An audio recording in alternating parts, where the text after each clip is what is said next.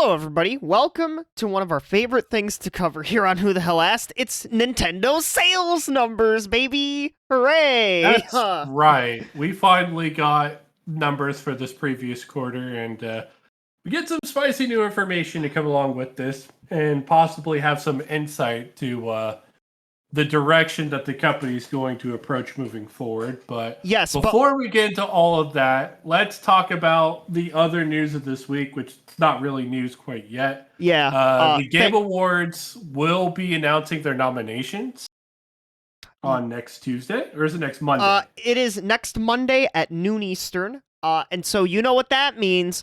Tuesday morning, look out on the channel. It's back. It's the third annual Who the Hell Asked Game Awards prediction special. So stay tuned. Yep. Tuesday, noon Eastern, for our thoughts on what will show up, who the nominees are, who will win the awards, blah, blah, blah. But, let's actually get time for Slade to start crying about how rigged it is, like usual. All right. But without further ado, let's get into the real reason you're all here. The Nintendo sales numbers. So let's go ahead and dig into that. That's right. So starting off with the hardware, the Nintendo Switch hit a pretty big milestone. Finally surpassed 114 million units sold overall. Yep, as of September 30th. So, unfortunately, right now, we won't have numbers for Bayonetta 3. We won't see how well that game does until, I think, sometime, towards the end of the year, if not, early next year, which is a little disappointing. I wanted to see how it was doing now, but 114 million, it's still good. It's not as good as, we'll get to in a bit, but, you know. I mean, next quarter's going to be spicy, too, because you're also going to have the Pokemon numbers and a bunch of other stuff. So. Oh, yeah, you're going Pokemon. Forgot about that. Yeah, Pokemon, baby. But, the top 10, of course, never changes. Mario Kart, Animal Crossing, Smash, Batua, Sword and Shield, Odyssey, Super Mario Party, still somehow fucking up there. Brilliant Diamond, Shining Pearl, Ring Fit, still somehow up there. And Pokemon Let's Go. But let's get deeper into this, Slade, shall we? Yeah, so I foresee the bottom of this list being shaken up pretty soon. Obviously, you got Pokemon Scarlet and Violet coming out, and that's for sure going to be pretty on this list. But that's not the only Pokemon title that could find its way onto this list. That's right. We got some interesting numbers for this previous quarter. Pokemon Legends Arceus is still selling millions of units per quarter. Yeah, which I think makes it one of the best, post-release Pokemon games we have seen. Yeah. Possibly ever. Yeah, it sold this quarter. It has sold this fiscal year so far 1.28 million units, and lifetime to date, it has sold 13.91 million units. It is getting real close to surpassing, finally cracking into the top 10. But it'll probably be immediately kicked out because, like we said, Scarlet and Violet. But yeah, that's some other interesting sales numbers for this quarter. So obviously we saw the release of Splatoon 3. Yep. And that has sold 7.9 million units as of the end of September. It's yep, pretty, which I would say is pretty good. Yeah, considering that at that point it had only been out for what, a month? Yeah. Especially in Japan, it's doing really well. 5 million units in Japan alone, which is crazy. Yeah, so we speculate that with the holiday season coming up, it'll probably be no time at all before it surpasses the lifetime sales of Splatoon 2. Yep. So. Nintendo Switch Sports sold a monstrous 6.15 million units lifetime to date, which is crazy. Which is crazy. I did not expect... and you can see here that it sold way more overseas versus Japan. Yeah, but still, I'm shocked how well that did. Of course, Mario Kart's gonna sell. It's the holiday bundle, as Nintendo revealed, I think, a week or so ago. That, hey, this is the Black Friday bundle. That's another thing to talk about right there. Yeah. Kirby, best-selling Kirby game in the entire series is The Forgotten Land now at 5.27 million units, which is an accomplishment for Kirby. Great job all around. Great job, Kirby and The Forgotten Land. It's the first time that they've actually tried to test like real 3D platforming. Yeah, with the Kirby series, anyways. Yeah. Yeah, so it just goes to show that a little bit of innovation could go a long way. Speaking of a lack of innovation, Mario Strikers Battle League seems to have underperformed previous Mario sports titles. Yeah, not by too much, million. But yeah, I've sold about 2 million units, mainly from the rest of the world, which is to be expected, especially in Europe, because like soccer, football, those style of games. Now I know in universe it's called Strike, but it's basically football or soccer. I think it's surprising to me, considering Strikers was the one Mario sports title everybody swears by. And we're like, we absolutely need another one of these. Yeah. And the fact that it's not selling as well as like some of the previous Mario sports titles, I'm not going to name any of them right now, is a little surprising to me, especially considering the massive, install base that is the Nintendo Switch. I mean, 114 million units out there. Yeah.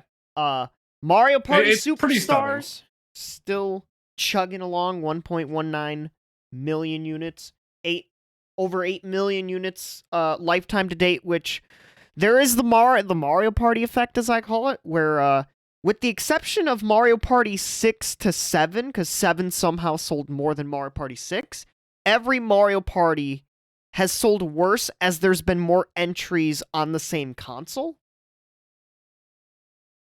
But, Mario Party's still chugging along. And then Slade, I know this one, you're excited for this one. Xenoblade Chronicles 3 sold 1.27 million units. Yeah, 1.72 million units sold. It's actually pretty good for a JRPG. Especially coming off the 2 million units, 2.1 million units lifetime sold for Xenoblade Chronicles 2. Do you think the reason why this is really good is because we haven't hit the holiday season as of yet? Yeah. So, obviously, this is pretty impressive for the franchise. It shows that they're still plugging along. Monolith Soft continues to be one of Nintendo's highest quality developers, in my opinion. Yeah. We're about to see a lot of that work come to fruition, and The Legend of Zelda Tears of the Kingdom. Yep. Still crazy to think that they have a title we have a for name that game now. Do you think Xenoblade 3 will sell more than Xenoblade 2 or no? I think it'll probably get close to catching up, but fall just a little bit short. Okay. But that's typically how it goes with like numbered series on the same console. You just alluded to Mario Party, but JRPGs in general, it's not like where it's a different universe like the Final Fantasy series or something like that. Yeah. And this is all in the same universe. Yeah. So and another important number we finally got, Slade. I don't think we've gotten this number in a hot minute. Nintendo Switch Online.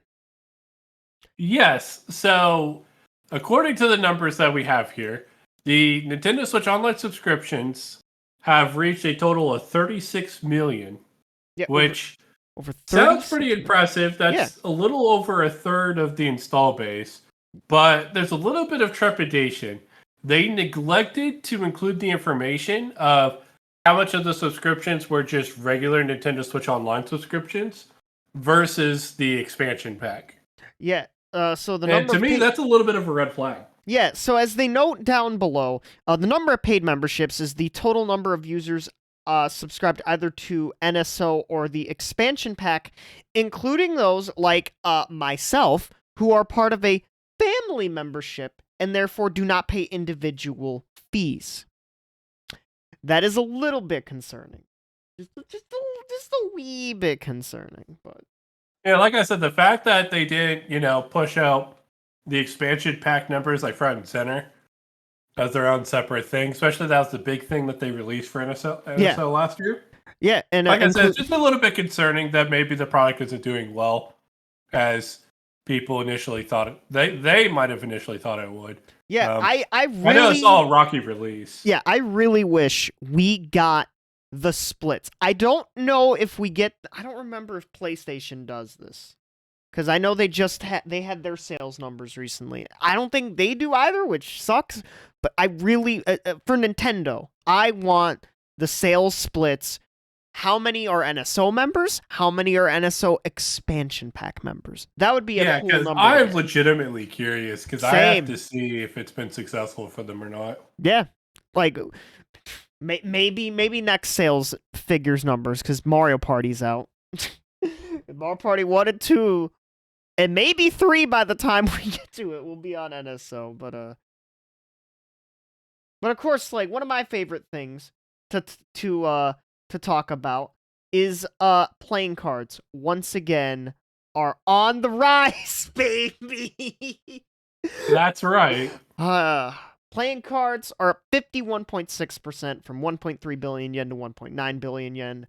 Nintendo's mobile IP income is down about 7.5%, but their obviously their dedicated video game platforms up 5.7%, and the net sales up 5.2%. But another really interesting number, Slade, and we've seen this be a trend in the industry as of late, the sales of digital versus physical games. That's correct. So digital is, again, still climbing more and more. The proportion of digital sales compared to the last quarter we talked about this, 45.1% last quarter, now up to 51%. So it is official. We have reached the halfway point where now the majority of games that people are buying are digital on Switch. Well, yeah, a small majority, because it's close enough that it's nearly a 50-50, but it is starting to climb more in the direction of digital versus physical, which is really interesting. It's been a trend we've seen. Some companies have been reporting 70, 80, 90% of their games selling digital versus physical, which is crazy. And I think the reason why Nintendo seems to be lagging somewhat behind is because, well, let's be completely honest about it. The Switch doesn't necessarily come with a lot of storage space compared to its competitors. Yeah. When you think about like how the PlayStation 5 and the Xbox Series X all come with like what, a terabyte minimum? Yeah, I think somewhere around there, yeah, like a terabyte. Yeah, the 32 gigs to 64 gigs for the OLED doesn't really quite compete. Yeah. In regards to that. Well, though there are a lot of companies that would benefit from having Nintendo's magical compression, but that's another issue for another day. Thanks, Call of Duty. Yeah, 80 gigs for a game like Jesus. 100 gigs, 200 gigs. Oh my lord. God Horrible. damn. God. But besides that, it just goes to show that the growing trend of digital sales is only going to keep growing. Yeah, and I think this, as well as many of the other things that we have covered, is showing, signs that maybe we are coming to we're coming very close to what I perceive to be the end of the Nintendo Switch. Yeah, so a real quick sales status of the Switch hardware. The regular Switch,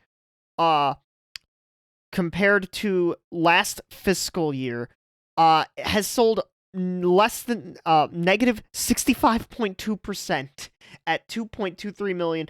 The Switch OLED, I guess because it hadn't been on the market too long, shot up a whopping 6,211.8%, previously selling 0.06 million units, now selling 3.53 million units. Then the OLED being down by I think there's an explanation for that. Yeah. I think the more and more, because, Switch has been out for quite a while now, 2017. Yeah. In the rearview window, it's almost been 6 years at this point. Yeah, it's crazy. I think at this point, all of the families who've bought Switches for their kids and whatnot, those kids already have their Switches. Yeah. And this is just a sign of people upgrading to the OLED. Yeah. Which isn't a lot of people, but some people. Yeah, it's a portion. It's a portion of it. Yeah, but ultimately, what this comes down to is the trend for Nintendo Switches selling less and less. Yeah. we're at the point where we're finally at the end of what I perceive to be a console lifespan. Yes. Byron's also got a tweet that discussed some of the that they discussed with their shareholders in regards to potentially increasing the price of the Nintendo Switch models. Yes, I I think do. if they do that, then it dispels the end for this. Yes, cycle. I do. From Takashi, I'm gonna butcher this dude's last name, Moichizuki, a reporter from Bloomberg, also the same place that has a noted video game reporter, Jason Schreier. Nintendo asked whether it should raise Switch prices, says it won't take such actions at this moment, but will continue monitoring situation and carefully consider whether we need to take the option. What do you think of those comments? Like I said, it seems like something that they're thinking about doing. Obviously, inflation's on the rise. It's hitting pretty much everywhere in every market. Yeah, it's hitting Really no running every from it. sector. It's hitting every sector and all that. Yeah, I mean, we've already seen the PlayStation 5 increase in price. Xbox in, I think, a small number of regions have increased the price of their consoles. Obviously, we've seen, we didn't cover this, but Nvidia increasing their graphics card prices. Like, it's hitting tech fast, hard, and rough. And it's only going to keep hitting. So, yeah, I think with this information that we've received on top of everything else that, is happening, you get the impression that the Switch is probably not long. At the very least, in terms of selling, tens of millions of units a year. Yeah. I think we're finally seeing that slowdown that starts to necessitate, okay, we need to start, developing our next console and possibly have a name out for it, and we need to start, talking about it publicly. Yeah, even though there's going to be new titles, obviously, as you see on screen, Scarlet and Violet, as Slade has mentioned, the new Fire Emblem game, with featuring Colgate, Tears of the Kingdom, Pikmin 4. There's new titles coming, but yeah, it is about time that we get a new Nintendo system. I don't think obviously they would be very fucking stupid at this point in the lifespan of the Switch to raise the price. Right? I don't think raising the price would be particularly helpful to their cause. Their sales are already declining. Yeah. It's basically like saying, okay, we already know less and less people are coming in and buying our product. Let's make it to where even less people than that will buy our product. Yeah. Don't get me wrong, Nintendo Switch is at a point where it doesn't really need the hardware sales. Yeah. So much as it needs the software sales. Which as I just demonstrated, it's got software to come for days. It's got a couple big titles that we know of. Obviously, there's probably going to be some that we don't know about. And obviously, Mario Kart is still getting tracks. So that we will be reviewing on the channel when Wave 3 comes out. Enjoy that review when that happens. But yeah, I think, though, the fact that they're looking into raising into the possibility, I don't think that signals to me that the Switch price is going to get raised. Now, maybe if they do we're going to stop production of the regular model and have the OLED model be the model, that would be an indirect price cut. But you know what I'm thinking, Slade? I'm thinking next system is going to be a little more expensive than people thought. Yeah, I would go to wager that if the next system supports any form of 4K whatsoever, we're looking at $500 to $550 minimum. Oh, okay. I'm actually gonna be a little bit more of the optimist of us two, which is a strange thing, but I'm thinking base bottom price $400 for the next Nintendo system at minimum. That's what they do, but the new console hybrid thing, because it's going to be another hybrid. I think I would be pigeonholed themselves into the mobile market. Literally, Slade, if Nintendo doesn't do a hybrid, we should film our reactions to that. Play it at the beginning intro for the episode where we have our webcams on and our jaws drop to the damn ground. If that happens. Pretty sure hybrid portability and like home consoles, like they're it's their forward. future. If it's not their future, they are dumb. I'd be stunned. Yeah, like we would have our jaws drop. But back to what I was saying. I think whatever they release next isn't going to support 4K necessarily, but it's just going to be a much more powerful system that's capable of running games at better frame rates and has better load times and stuff like that. Yeah, and it'll probably that's what they choose to optimize. Yeah, and it'll probably have an OLED screen. I'd be shocked if it didn't. Which is why I do think at minimum the next Nintendo system will be at minimum $399.99. At minimum. That's the major thing that a lot of people want them to work on, because 4K support's nice and all. Yeah, but the power. The games run better, and they have a consistent frame rate across the board that's whether it's consistently 60 or consistently 30. As long as it's consistent. People would be pleased with that.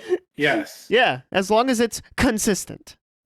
Because, for as much as I love games like Breath of the Wild and whatnot on Switch, getting a consistent frame rate is pretty important for a video game. Yeah. Yeah, I would say I feel like that's the approach they'll probably take. Yeah. Because, again, I don't think they have the money to go spending on higher powered graphics cards and whatnot. Yeah, the higher power cards, yeah. To compete with the PS5 and the Series X. Yeah. I just don't think Nintendo's ready to take that step. Yeah, and obviously, I would be shocked if there's no backwards compatibility in some way, shape, or form. Yeah, I'm pretty sure there will be. In my mind, I feel like whatever the next console it is, it's probably going to be like what the Super Nintendo was to the original Nintendo Entertainment System. Yes. Not backwards compatible in that case, but just, an improved version of what we already have overall. Yeah. So I think we're going to get something similar to like a Super Switch or Yeah, and you know what? That. And you know what? Something Nintendo may finally be fixing with the next Switch? The whole Nintendo account thing. Maybe there's finally one unified account system, which we have been begging for since the Wii. Yeah. That's something Nintendo would have had figured out by now, but you would have thought, but I mean, do we think they're going to figure it out? At this point, the fact that that the mobile games have a Nintendo account, the Switch has that, there's connectivity. I think it's about time they finally figured it out. I'm going to be the optimist. Again, I think they finally figured it out. I think this is the start. So. This is the fresh start.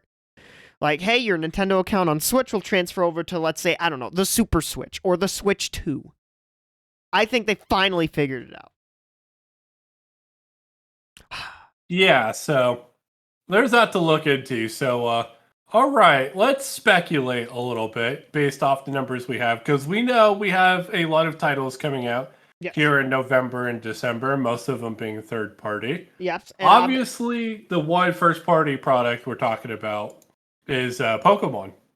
Yeah, that's right. Scarlet and Violet. Let me pull back up the upcoming games image. There we go. Yeah. Scarlet and Violet, that's coming up. 8 days from when we're recording this? 7 from when this is going to be up? Yeah. You already said it, Slade. You think it's going to it's going to be the best-selling Switch Pokemon. Yeah, because I imagine it's what Pokemon's done since the Switch has come out is typically surpassed the sales of their previous titles, and I don't see the first true open world Pokemon underselling things like Let's Go Pikachu and Eevee or Legends Arceus. Oh yeah, I don't think it's going to sell less than the quote unquote spin-off titles and the remakes. Yeah, the question is whether or not it catches Sword and Shield, and how crazy successful those titles have been. And that's a really good question. Yeah. You can never tell, honestly. I think it will sell around I almost called it Scarlet and Violet. What Sword and Shield sold. I think it'll be around there, if not more. And then for future titles that aren't quite announced, because obviously Bayonetta 3 came out last month, we also have, Tears of the Kingdoms coming up pretty soon. Fire Emblem Engage. Kirby Superstars coming out. Oh, yeah, the Return to Dreamland. Return to Dreamland, yep. I know you're excited about that new Fire Emblem. Hope is also coming out. Yeah, Fire Emblem Engage is coming out. At this point, you have to wonder, for any mainline, series title for Mario, are we going to see a 2D or a 3D Mario? You think now would be, a pretty ripe time to announce something like that, right? You know what? I'm going to take a shot in the dark. We see 2D. 2D is back. 2D is going to be out. It'll probably be a big, summer title. I could see that. And I know we talked about previously with our last direct predictions video, which feels like forever ago at this point. Yeah, God, because we did that months early before it actually happened. And look what we got for it. We got a bunch of farming video games. Farming simulators. Farmers only direct. No, farmers and JRPGs, or possibly both. Yeah. But, yeah, I got a lot of those coming out too now. I'm thinking about it. So, yeah. I think 3D Mario is saved. I think 3D Mario is going to be, because we're already getting the Zelda game. It's not going to be there at launch for the next system. I think a new 3D Mario, a new 3D Mario will be the thing there at launch, or at least within the launch year. That makes a lot of sense, because considering that I feel like the Switch's early success was due to its portability, I feel like a lot of it was also due to its very strong launch window, with Breath of the Wild being a day one game. You had Super Mario Odyssey, coming that following, you had Mario Kart at launch, which I think again would be a really good strategy to have, Nintendo. Maybe 2024, 2025, have a new Mario Kart ready for launch year. Mario Kart 8 Deluxe. No, no Mario Kart 8 Deluxe, Slade. What the fuck? No Mario Kart 8 Deluxe. That's gonna be the launch title for them. Oh my God, you are fucking Mario crazy. Kart 8 Deluxe. Jesus fuck. Imagine if they did. People would be so mad. I would be so mad. I would be pissed, yeah. We've been dealing with Mario Kart 8, which is a great Mario Kart, mind you. We glossed over it when we were talking about the software titles, but Mario Kart 8 Deluxe is actually at 48 million units sold lifetime. And that number is going to jump during the holiday season. Yeah, are we going to see a 50 million unit sold title? Honestly, they might be incentivized to keep releasing Mario Kart 8 at this point. Nah. I will say, though, it does demonstrate Mario Kart. If you launch it, I think what it demonstrates to Nintendo is that having Mario Kart early in the console's lifespan is only a good thing. And I think next time we have sales numbers, over 50 million. Calling it right now. We're going to be over 50 million. Easily, with the holiday season, the bundles and all that. Yeah, the fact it's the only bundle, the fact we're getting Wave 3, which again, we will review on the channel, so stay tuned for that. But the fact we're getting Wave 3 soon, my God. So one last little bit of a prediction before we have some final notes. I think we don't hear about the new Switch until towards the end of this year, or no, towards the end of 2023. So next year, yes, yep. I'm in agreement there. I think we hear rumblings underneath the surface. I mean, we have been for a while. Yeah, but they keep bubbling up. I think 2024 is when Nintendo really starts talking about it and possibly correct. releases it same year. Yeah, because I think the Xbox did that with the Series X, announced and released same year. Yeah, I'm it not actually got mistaken. announced, funnily enough, at the Game Yeah. Awards. Funnily enough. Okay, so it wasn't same year, but like it was the literal end of Yeah. that year, and then into the following year. Yeah.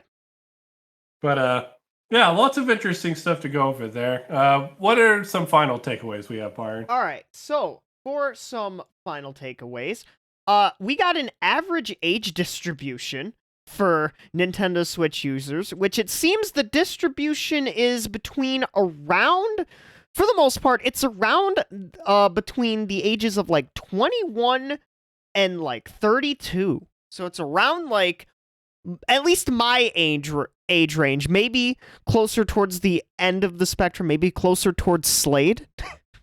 Yeah, no, we're definitely both within that age range. We are within that age range, yeah. That doesn't surprise me. I feel like very early on, the Switch was kind of marketed towards adults. Yeah. Especially with all like the commercials and whatnot, and its portability being a huge factor. on the basketball courts and stuff. Yeah, or on the planes, especially the planes. Yeah, God, which, well, that's for another day. All right, go on though. Yeah, but that's just some pretty interesting news. I think like the stunning news was like I think the vast majority, like literally over half of Switch owners are like 22 years old. That's just such an interesting fact. Yeah, they're around like they're closer to me than you, Slade. That or they're just lying about their age. Yeah, you know what? That very well could. That very well could be a point. Yeah. You know, that 21. Yeah, we gotta say we're an adult, right? Now, I don't know if we covered this. Apparently, there will be a Scarlet and Violet Switch OLED, which I did not know that was a thing until seeing this. Which it doesn't look bad. I just wish they went with a black dock instead of a white dock, but I get it. The controllers, they don't look too bad. They got the little like legendary Mon emblems on the Joy-Cons. So yeah, Samurai and Koraidon. Yep, nothing too bad. Slade, you saw this and you had a bit of a chuckle. They're still mentioning the Smash Ultimate Battle Pass or the Fighter Pass. Yeah, so when they're talking about like online features included for add-on content and all that, add-on content in general, they're still advertising this Fighters Pass. It just goes to show that, in my opinion, they should have made it a point to continue to release fighters for Ultimate. I think the buzz that every fighter generates is something that's really, really hard to replace. Yeah, but you know what? To be honest, I'm kind of glad. We got Sakurai's YouTube channel out of it. That is true. Sakurai's YouTube channel is pretty lit. You guys should check that out. And B, I'm fucking tired of seeing in every goddamn Nintendo Direct chat, in every fucking Indie World chat, which that happened, I think a few days, like a day or two ago. There were some cool indie games. Sports Story finally got a release date of like December. Sports Story was probably the only thing I took away from the Indie Direct. By the way, we're not doing a video on that, guys. Sorry, not sorry. Yeah, but yeah, it's like, oh, Smash. Where's Smash? I'm like, we finally don't give really it 2 or 3 years when Ultimate's like in the new consoles out. People are going to start asking for a new Smash again. Yeah, I mean, think about it like this. Smash Brothers for Wii U came out in 2014. Yeah. Consider that the Switch came out in 2017, and people were asking for a Smash title that first year of the Switch. Yeah, like... I mean, don't get me wrong, Smash 4 was its special kind of whatever it is. I'm not going to say awful, but it wasn't great either. But I just triggered every competitive Smash 4 player with that 4-letter word. I imagine Ultimate's gonna follow a pretty similar trajectory. Once the next console comes out. Within the first 2 years, people are gonna be asking about Smash. So get used to it, buddy. Oh Lord. We got that Nintendo have sold more than 77 million amiibo, which is crazy. Though I wish, again, I want a detailed chart. Who's the best-selling amiibo character? Who's the worst-selling amiibo character? Honestly, yeah, I'm curious about that too. Like, Yeah. I feel like 90% of amiibo are sold Yeah. for collectors and people obviously wanting all of the characters from Smash Ultimate. Yeah. I feel like there's probably a huge gap between Smash Ultimate amiibos and literally everything else. We But got I don't know that for sure. Yeah. We got a mention of the Mario movie, of course, which that's the thing that's happening and that's the thing that's coming up. And that's got a lot of positive buzz going into it too. So Yep. you imagine successes like the two Sonic movies and the Pokemon movies only bode good things for the Mario movie. Yep. But we have two final things to cover that were announced, alongside obviously the sales numbers. So first off, Nintendo of Europe is being restructured a little bit.